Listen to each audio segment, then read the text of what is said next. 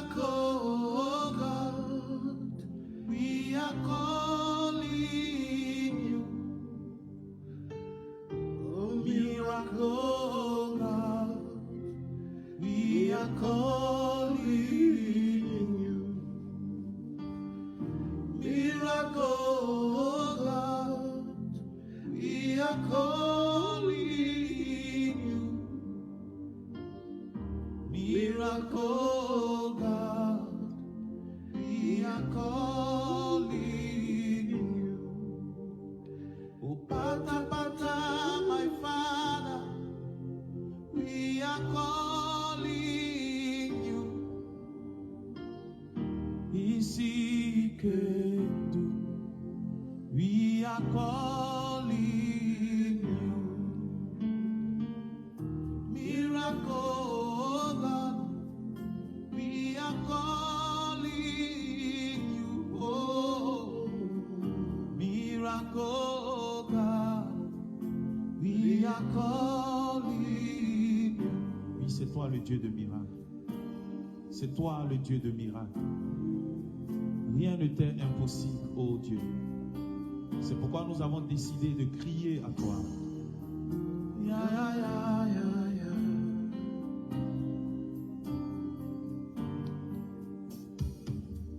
Miracle God, we are calling you.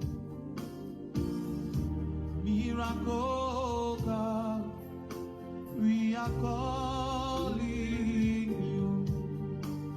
Oh, Pata Pata, my Father, we are calling you. Oh, miracle God, we are calling you.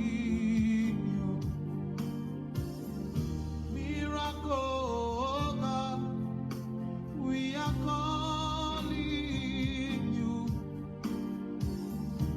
Miracle God, we are calling you.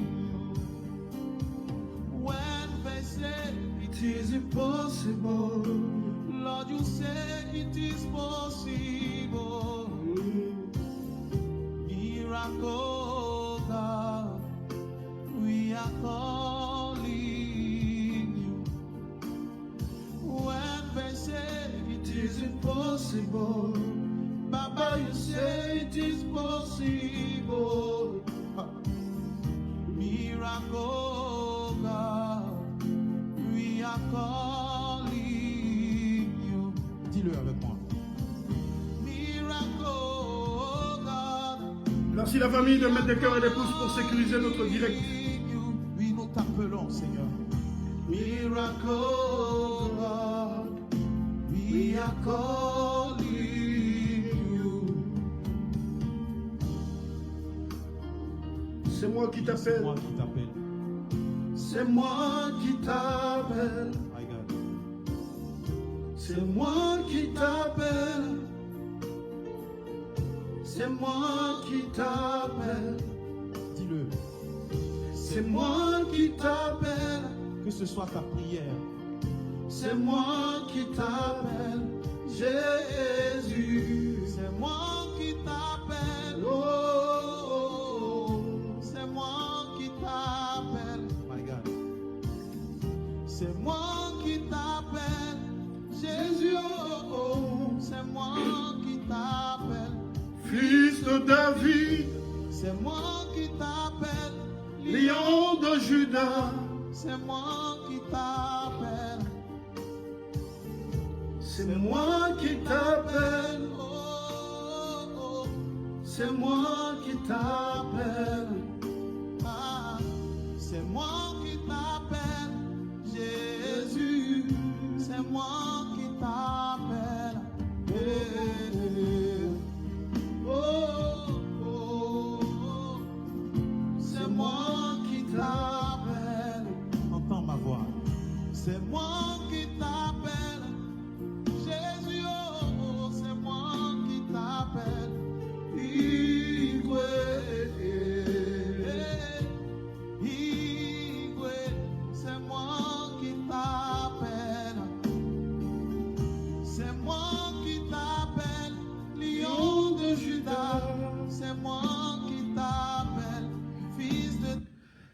famille, est-ce que vous me recevez là-bas?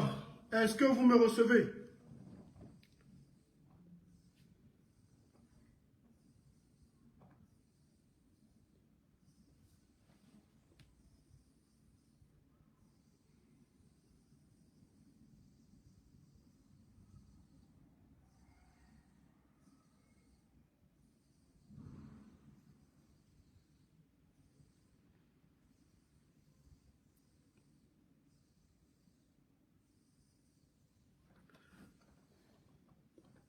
Ok.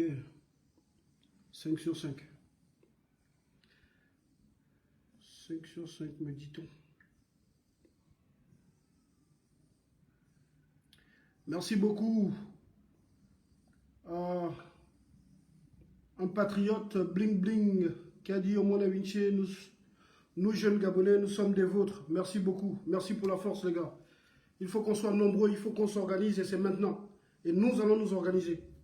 Nous sommes déjà en train de travailler sur des actions que nous allons mener sur le terrain, des actions de sensibilisation et autres.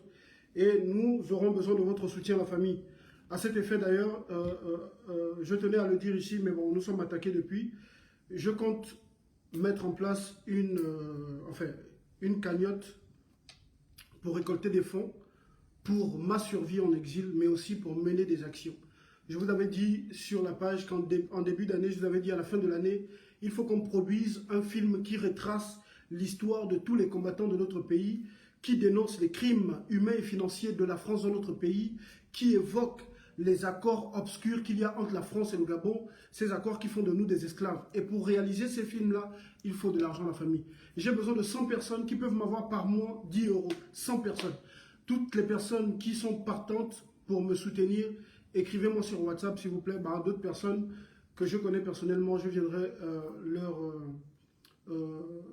leur parler du projet. Et puis bon, si on peut avoir plus de 100 personnes, on rend gloire à Dieu. Mais voilà, si je peux avoir 100 personnes qui peuvent avoir par mois 10 euros, j'ai pas envie de dire seulement, parce que voilà, c'est beaucoup 10 euros, je pense que c'est 6 000 francs.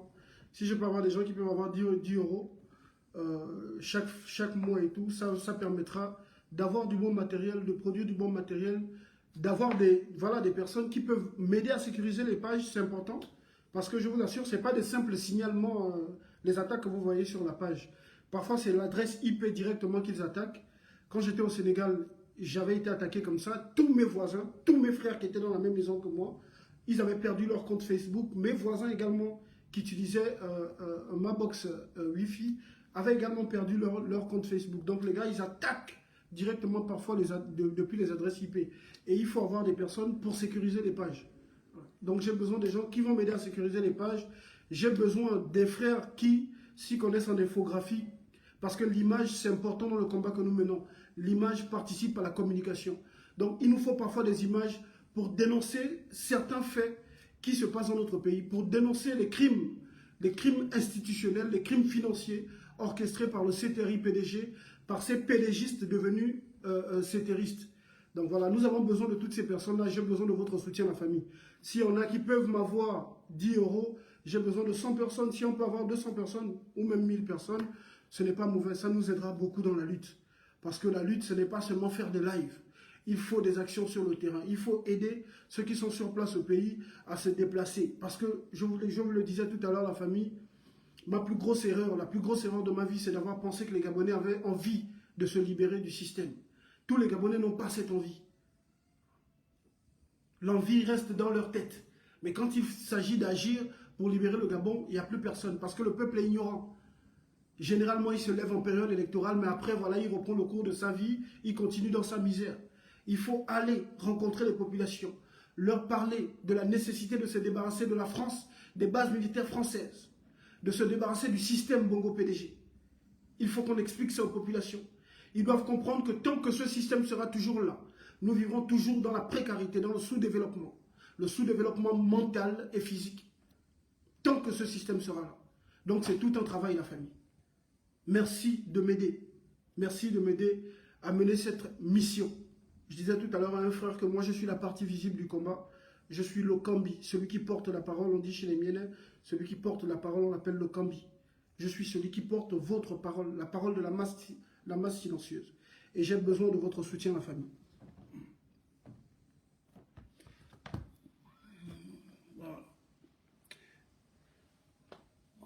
Alban dit qu'on a restreint son compte. Beaucoup font face à ces restrictions sur les réseaux sociaux. Mais vous devez comprendre que ces restrictions, toutes ces restrictions sont la preuve que nous menons le bon combat.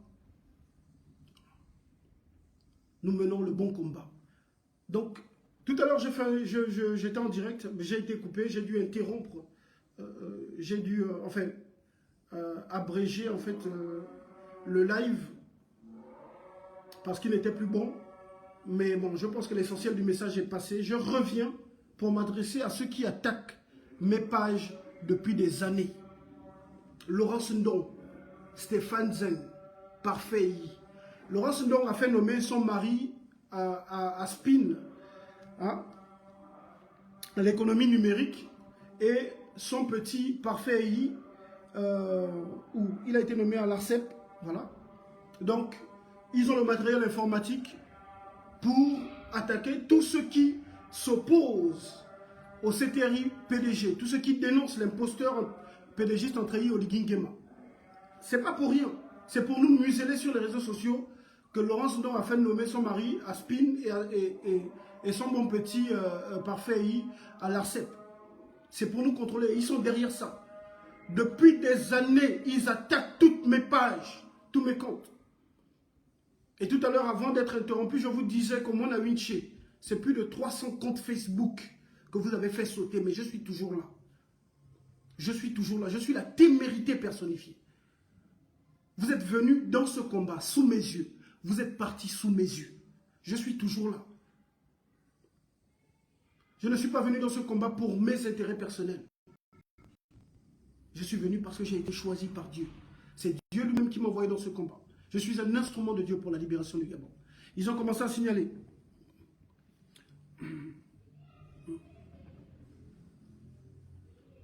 Depuis des années, je vous le dis, je suis un instrument de Dieu pour la libération du Gabon. Vous allez tout faire pour me museler. Oligui Nguema, vous allez tout faire pour me museler. Vous ne pourrez jamais.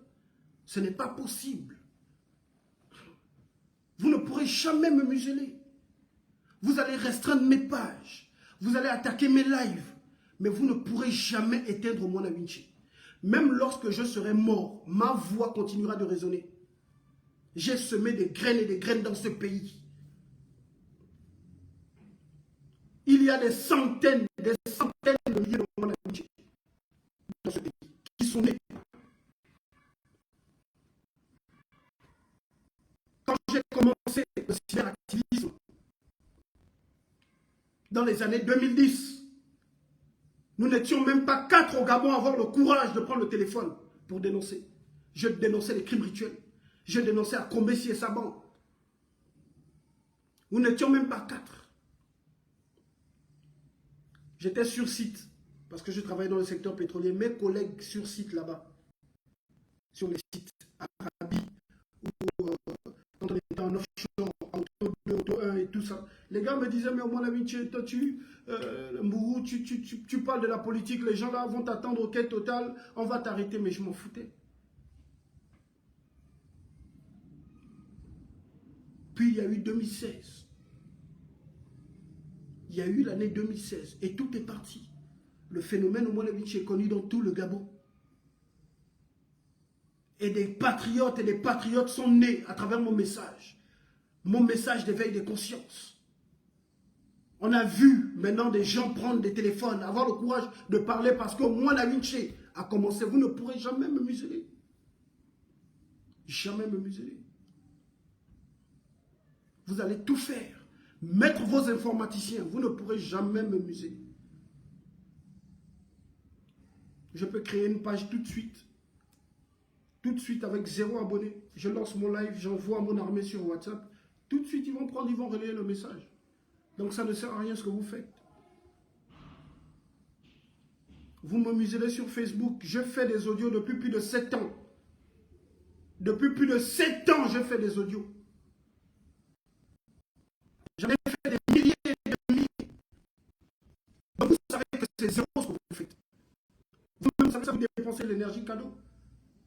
Et c'est vous qui allez vous épuiser. Plus de 300 comptes Facebook, j'en ouvrais 4 par jour. 4 par jour. Vous avez tenté de me museler.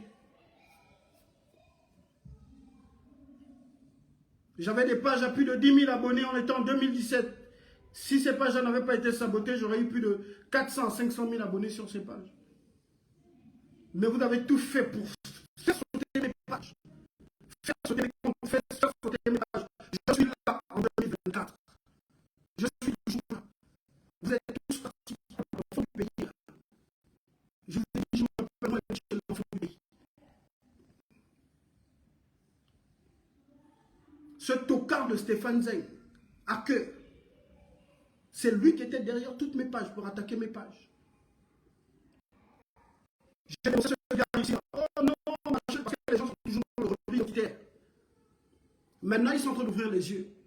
Ceux qui hier me lapidaient quand j'ai dénoncé tous ces voyous tapis dans l'activisme, ils sont en train d'ouvrir les yeux. C'est Stéphane Zeng que les gens défendaient. On appelle aujourd'hui Ibou Stéphane Zeng. Vous êtes en train d'ouvrir les yeux. Ce gars, c'est un démon. Je vous l'ai dit en plusieurs lives. Stéphane Zeng, c'est un démon. Ce gars que vous voyez. Il est aussi dangereux que Billy Bizet. Les jeunes compatriotes qui étaient dans les cellules, qui faisaient les vidéos en province cagoulée, là, c'est Stéphane Zeng qui livrait les gars là au service des renseignements. Gérald Agaya qui a été arrêté parce qu'il faisait des graffitis sur les murs. C'est Stéphane Zeng qui a livré ce gars là, que Gérald Agaya considère comme Stéphane Zeng comme son frère. Parce que ce gars là c'est un manipulateur, c'est un démon, il est très dangereux. Stéphane Zeng que vous voyez, c'est une vipère ce gars là. Derrière les attaques sur les pages des autres, c'était lui. Toutes les attaques sur mes pages, j'en sais que c'était le légiste, j'ai découvert que c'était un gars. Un jour, ils font des lives, il y a plusieurs activistes, je vais intervenir. Quand je prends la parole, le gars fait tout pour faire sauter la partie où j'ai derrière. Et dans ce live, je lui dis, je sais que c'est toi qui signale mes pages. Je sais que c'est vous, parce qu'il était Stéphane Zeng, peu importe la team au Banga, Yannick Ndomba, Stéphane Zeng, parfait. J'ai dit, je sais que c'est vous qui sabotez mes pages. Dès que je suis sorti du live là, mes lives passaient bien maintenant. Avant ça, j'arrivais même pas à faire 5 minutes de live. C'est ce gars-là, c'est un gars dangereux.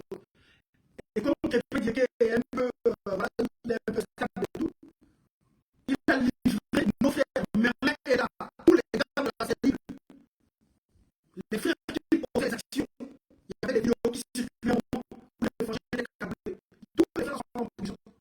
Les postures, c'est Stéphane Zeng qui livrait les gars. Et vous savez ce qu'il a fait après? Il a inventé qu'il a eu le Covid, il a disparu pendant un mois sur les réseaux sociaux. Il a disparu sur les réseaux sociaux pendant un mois. Après la de nos frères. Ce gars, c'est un démon, je vous dis. Stéphane Zeng, c'est un démon. Un écrit, un démon. Derrière les attaques sur les pages de beaucoup d'activistes, c'est Stéphane Zeng qui est derrière. Manipulé par le renseignement. Le gars est par le contrôle de l'activisme. Le petit avocat en chef, le bien résistant activiste, à cause de la Michel. Le petit avocat me dit grand, vraiment j'apprécie ce que tu fais. Moi j'étais dans le vidéo sur les réseaux sociaux, j'ai mis le lancé le combat. Comme ils ont vu le petit comme ça, vous de la visibilité, il est proche de moi. Ils se sont dit comme c'est un petit enfant. Le roi va dire à Stéphane, le petit. Ils ont piraté les pages du petit. L'une de ses premières pages était, je pense, l'image en chef. Stéphane Zeng a piraté les pages du petit. Toutes les pages du petit, il a piraté. Mes pages, il a piraté. Pour le petit, il a attaqué ça. Après, il est venu se présenter au petit comme celui qui peut régler son problème. Donc, c'est ses pages. C'est comme ça que le gars, il est proche du petit. Et c'est comme ça qu'il s'est fait connaître des gars. Il a profité du petit par son chef. Découvrir le petit. Les sujets, on les placements, tout ça. Pour distraire les gens sur les réseaux sociaux. Distraire les gens. Pour chercher la visibilité. On les placements. Les petits placements, c'est des victimes du système. Et maintenant, c'est qu'il est en train de faire, c'est quoi? Il a terminé d'utiliser le petit de son chef. Il a commis la parce qu'il cherchait la notoriété. Il était écrit. Maintenant, il fait ce travail. Regardez le petit, il participe à réduire la visibilité de sa page. Ça, c'est le petit. Le petit, on ne sait pas ça. C'est sorcier.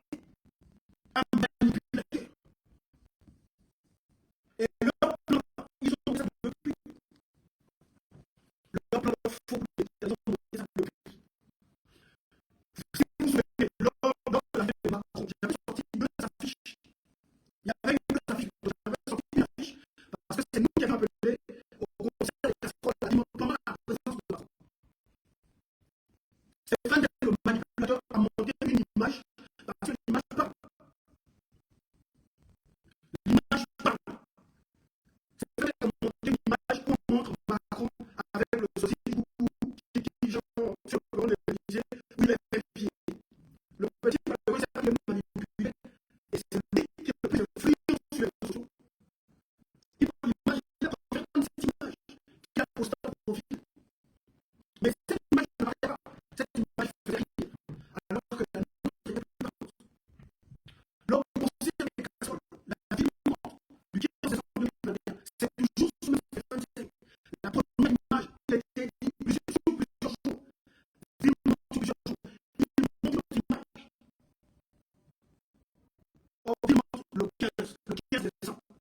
Alors qu'à la base, c'était sur plusieurs jours. Et notre objectif, c'était de faire le système. Mais lorsque nous, Stéphane Zeng, leur plan, leur faux coup d'État, c'est quelque chose qui monte depuis des années. C'est un plan bien monté depuis des années. Eux, ils ne voulaient pas qu'il y ait un soulèvement le pays qui allait renverser le système et qui allait être quelqu'un d'autre parce que là, il était politique. C'est avec lui qu'ils allaient manger. C'est un plan qui sont montés depuis. Mais ceux qui ne connaissent pas l'activisme, ceux qui ne savent, qui ne sont pas dans le milieu ne peuvent pas comprendre. Ils ne peuvent pas comprendre le game. Leur faux coup d'État a été monté depuis. Les informations que Stéphane Zeng recevait quand Sylvia Bobo allait se déplacer, quand elle allait sortir, quand elle allait manger, sur lui, il y a des informations à Stéphane Zeng. Vous voyez pourquoi Stéphane Zeng donne ces informations. C'est Olivier qui donnait ces informations à Stéphane Zeng. Lorsqu'il y a eu le drame de la STM, les informations données là, mais qui était derrière ça? C'est Olivier qui donnait les informations à Stéphane Zeng. Maintenant, lui, il utilisait la page du petit Badeko en chef. Il a utilisé le petit. Le petit était proche de moi quand il a commencé. Il était proche de moi. Après, il a voulu se mélanger à tout le monde, devenir ami à tous les activistes. Il dit, petit, attention. Ils ont usé sa lumière, usé sa visibilité, utilisé sa visibilité. Ils sont partis. Et si vous regardez bien ce petit en ce moment, il souffre de cette situation. Il sait qu'il a été trahi. Je sais reconnaître quelqu'un en détresse, une personne qui fait une dépression. Et ce garçon-là se sent trahi.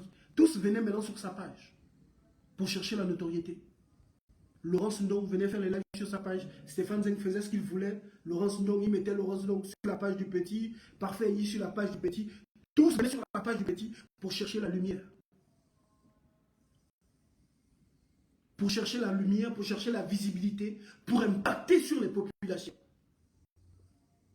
C'était ça leur plan, impacter sur les populations.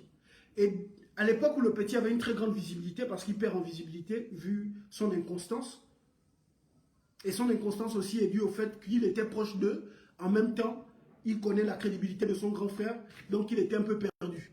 Il disait ce que ses amis disaient là-bas, et après il voyait son grand frère qui est crédible, qui est constant depuis des années, et voilà, il reprenait ce que je disais.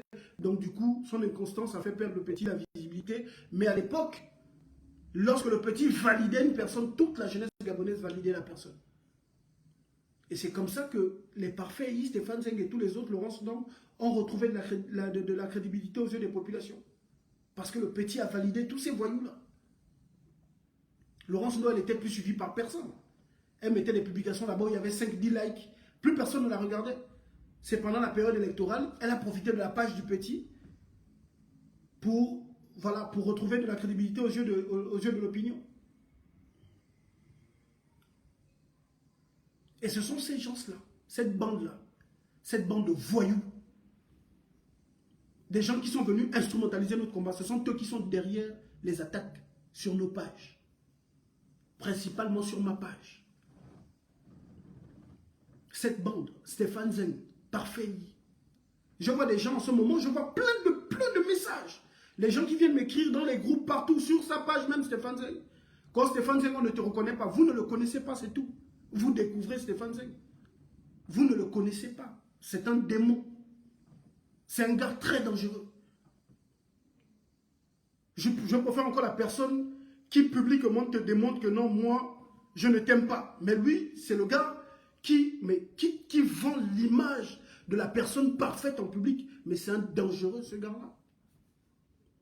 C'est un dangereux. Voilà pourquoi il est vilain comme ça. Parce que tellement il a le cœur noir. Et l'aigreur qui est dans son cœur là, est visible sur son visage. Voilà pourquoi il est vilain comme ça. Parce que c'est un gars très méchant, très dangereux. C'est un gars très dangereux, ce gars-là. Vous n'avez pas idée. Tout ce qu'il faisait sur les réseaux sociaux, envoyez-moi vos numéros de téléphone, j'alertais les gens, je disais que faites attention. Faites attention.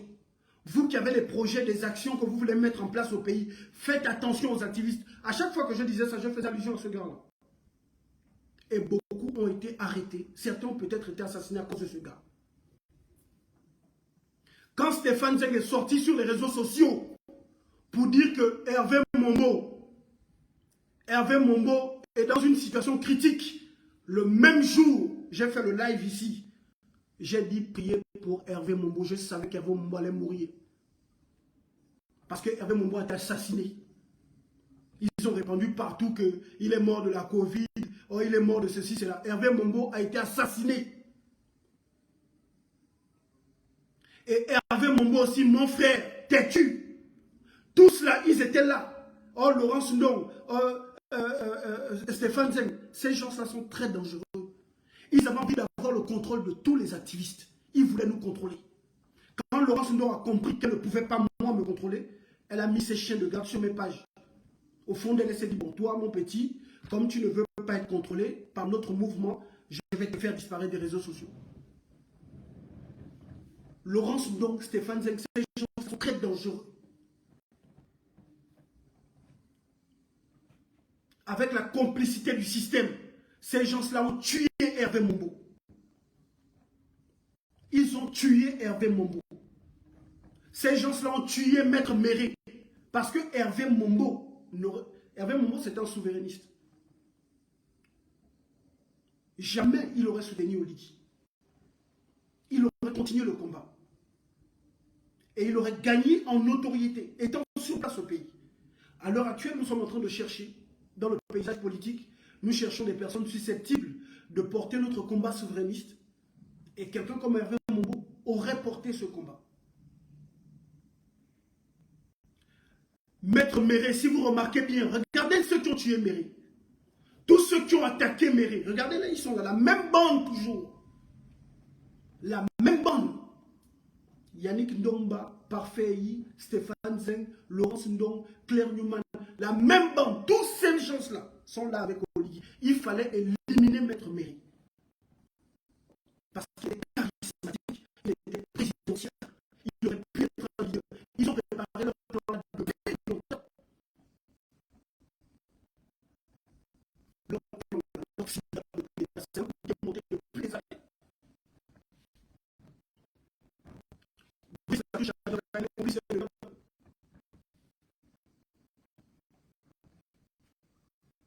Un jour, je décide de lancer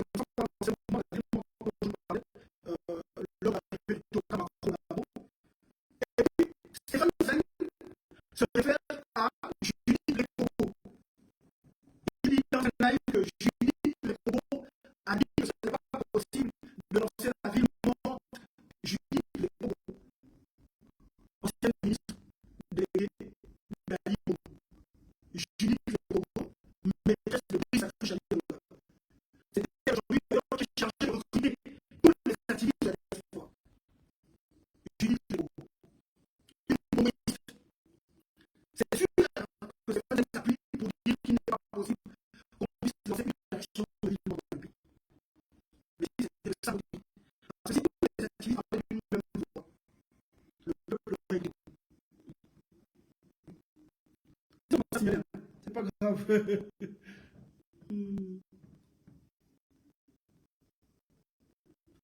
Le message est passé.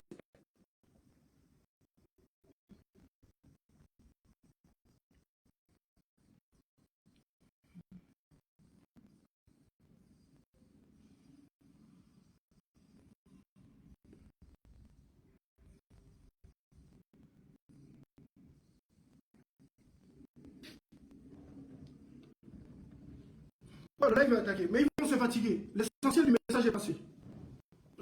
Ils vont se fatiguer. Donc c'est sur juste les Congo que ton cas, c'est français. Ça appuie pour dire qu'on ne peut pas lancer un mouvement dans le pays. Toute la bande, vous voyez, toute la bande de copies citoyennes, quoi, la team Banga copies citoyennes. Je vais dire que tout le mouvement copies citoyennes, c'est un mouvement créé par les non-citoyens.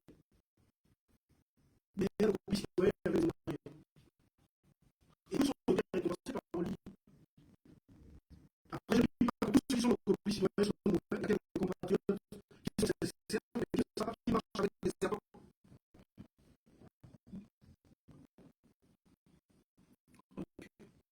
Là, on va commencer encore le direct.